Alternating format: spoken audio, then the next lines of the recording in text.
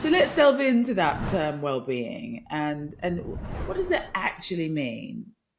Okay, Especially in the so context of young people and athletes, etc. yeah, so look, there are all sorts of, you can say it's a kind of state of being comfortable, happy, healthy, or flourishing, growing. I think actually most of us sort of know what it feels like. We sort of know if we feel. So I think I wouldn't sort of obsess too much about the kind of definition. If you've got that somewhere in your mind about being, feeling good, fine. That's sort of what we're trying to get across. I think the more important part is understanding what contributes to it. Because if you understand that, you can then start assessing, well, I don't feel great.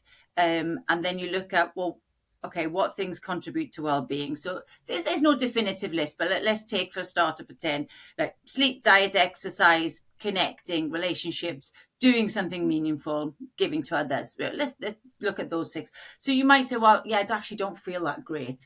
And then you think, oh, well, actually, I didn't sleep very well last night, or you might think, oh yeah, and I don't actually do anything other than work or football, or my friendships, I've fallen out of my friendships. At least then you have an understanding of why maybe you don't feel so great, and therefore you've got something that you can do about it. I want to sort of get away from this idea that well-being is just for people who, it's right for them, they've got good well-being. It's not like that at all. Most people who have got good well-being, if you speak to them, they value and put time into the contributors. And I think it's just as important. It doesn't matter. It's exactly the same if you're an athlete. It just means that some of the contributors you may do better, that might be easier. So for obviously exercise, most people who are on a sort of football pathway, that box will be ticked. They'll be fit and healthy and active.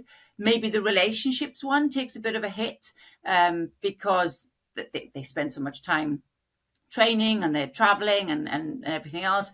And funny enough, I heard Gary Neville this week. He was talking about when he was 16, he cut off all his friends from school, didn't have anything to do with them, and decided he wasn't going to have a girlfriend for the next 4 years. And that sounds like a real hit on relationships. But then if you look at it from, he also had extremely, extremely close family, very supportive parents. Alex Ferguson was very much a sort of manager that looked after him, and a great teammate. So the relationships bit was kind of, fulfilled that way. And so you just have to look at the individual, because it is different for everybody. Everybody needs different levels of sleep, diet, exercise, relationships that mean different things for different people.